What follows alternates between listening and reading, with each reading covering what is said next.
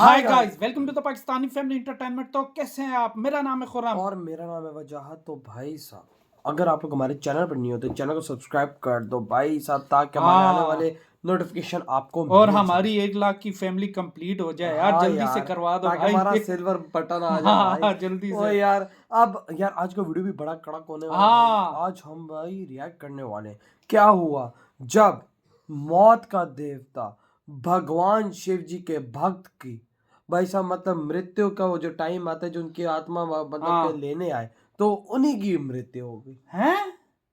हाँ ये क्या चक्कर है? ये तो जब मौत का टाइम आता है तो वो तो बंदे को ले जाते हैं। हाँ, तो मौत तो मृत्यु आज की मृत्यु कैसे हो गई यार? ये तो वॉच करेंगे हाँ यार, ये तो तब बड़ी यार।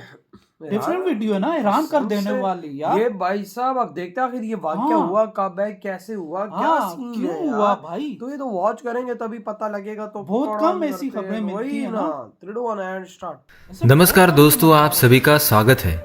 दोस्तों, भगवान शिव जो देवों के देव महादेव हैं, वे सभी भक्तों पर अपनी कृपा बरसाते हैं। ये तो भगवान शिव को भोलेनाथ भी कहा जाता है, क्योंकि वो अपने भक्तों में कोई भेदभाव नहीं करते। हाँ। चाहे दानव हो, मानव कोई भी हो, हो, राक्षस हो या पशु जो हो, उनके सभी प्रिय पर भक्त समान बन जाए, कृपा बरसाते उन पे हैं। समझ दोस्तों, में आज की वीडियो में हम आपको एक रोचक कहानी सुनाने जा रहे हैं, जो कि एक सच्ची घटना पर आधारित अच्छा। है। ये कहानी एक सच्चे शिव भक्त की है, जिसकी शिव भक्ति ने इतिहास के पन्नों पर एक चमत्कारी एवं चौंका देने वाली घटना को हमेशा के लिए दर्ज कर दिया।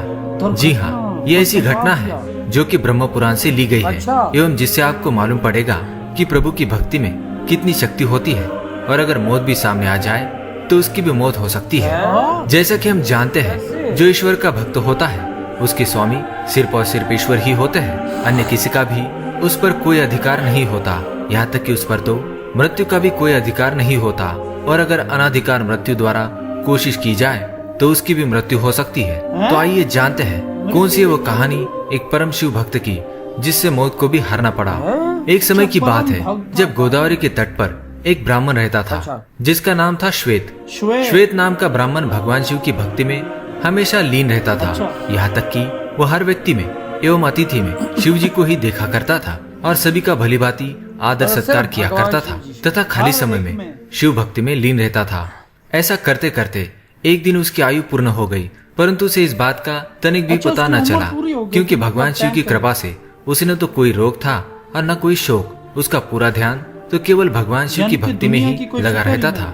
ऐसे में जैसे ही उसकी आयु पूरी हुई तो यमदूत उसके प्राण हरने के लिए आए, परंतु वे श्वेत के घर में प्रवेश न कर सके। ऐसे में जब चित्रगुप्त ने मृत्युदेव से पूछा कि श्वेत अभी तक यहाँ पहुँचा क्यों नहीं, और नहीं तुम्हारे दूत यहाँ अभी तक आए हैं। ऐसा सुनकर मृत्युदेव को श्वेत पर अत्यंत क्रोध आया, और वे उसे लेने के लिए स्वयं गए। जब मृत्युदेव श्वेत के घर के सामने पहुँचे तब उन्होंने देखा कि उसके दूत उसके घर के बाहर खड़े हैं और डर के मारे कांप रहे हैं। मृत्युदेव के पूछने पर दूतों ने बताया कि श्वेत भगवान शिव द्वारा सुरक्षित है, और उसके घर में घुसना तो दूर की बात है, बल्कि हम तो उसको देख भी नहीं पा रहे हैं। दूतों की बात सुनकर मौत का क्रोध और भी ज्यादा बढ़ गया, और वे बिना कुछ सोचे समझे ही श्वेत के घर में प्रवेश कर गई। ब्राह्मण को तो ये भी नहीं पता था कि यहाँ क्या हो रहा है। मृत्यु देवता श्वेत को सामने देखकर जैसे ही आगे झपटने को किए, तभी वहाँ उपस्थित भैरव बाबा ने उसे वहाँ से जाने को कहा, पर मृत्युदेव ने भैरव बाबा की न सुनते हुए जैसे श्वेत के गले में अपना फंदा डाला, वैसे ही भैरव बाबा ने अपने डंडे से उस पर प्रहार कर दिया, जिससे मौत की भी मौत हो गई। ये देख यमदूत भागकर यमराज के पास पहुंचे और उन्हें सारी घटना बताई। जैसे यमदेव को पता चला कि मृत्यु की भी मृत्यु हो गई है, उन्हें बड़ा क्रोध आया, और वे अपने हाथ में यमदंड लेकर अपनी सेना के साथ स्वयं श्वेत के पास पहुंच गए। यमदेव ने देखा कि वह भगवान शिव के पार्षद तो पहले से ही मौजूद है। ऐसे में न यमदेव पीछे हटने को तैयार थे और न ही भगवान शिव के गण। इस प्रकार युद्ध के दौरान सेनापति कार्तिकेय के शक्ति शस्त्र से पूरी सेना सहित यमदेव की भी मृत्यु हो गई। यमदेव की मृत्यु का समाचार सुनते ही सूर्यदेव सारे देवता के साथ भगवान ब्रह्मा जी के पास पहुंच गए, और उसके बाद ब्रह्मा जी सारे देवताओं के साथ घटना स्थल पर पहुंच गए। फिर सभी देवता भगवान शिव की स्तुति करने लगे और उनसे कहने लगे, हे प्रभु, यमराज सूर्यदेव के पुत्र हैं, ये लोकपाल हैं, इनकी मृत्यु से अव्यवस्था फैल जाएगी, कृपया इन्हें जीवित करें। आपसे की हुई प्रार्थना कभी व्यर्थ नहीं होती। कालों के काल महाकाल ने देवताओं से कहा, मैं भी व्यवस्था के पक्ष में हूँ। वेद की एक व्यवस्था है कि जो मेरे अथवा भगवान विष्णु के भक्त हैं, उनके स्वामी स्वयं हम लोग ही होते हैं। मृत्यु का उन पर कोई अधिकार नहीं होता है, बल्कि यमराज के लिए यह व्यवस्था की गई है कि वे भक्तों को अनुचरों के समान प्रणाम करें।